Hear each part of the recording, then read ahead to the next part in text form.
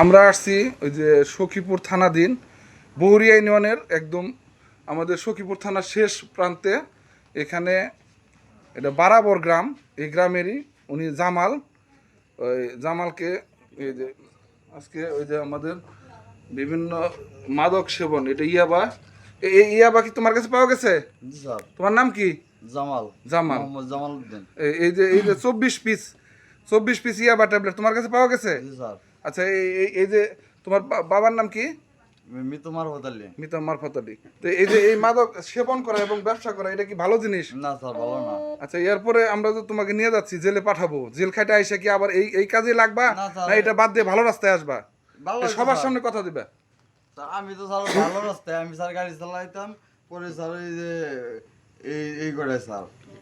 এই কটাই স্যার এনে খাইছি স্যার কিছু, আর রেডি হয়েছে। আর কিছু বিক্রি করছো? স্যার এখন 50 পিস আনছো তুমি, তাই না? এর মধ্যে বিক্রি করে 24 পিস রয়েছে। না বিক্রি করবো স্যার, আমি খাইছি। খাইছো আর কিছু বিক্রিও করছো, এটা বিক্রি করছো তার প্রমাণ তো আছেই।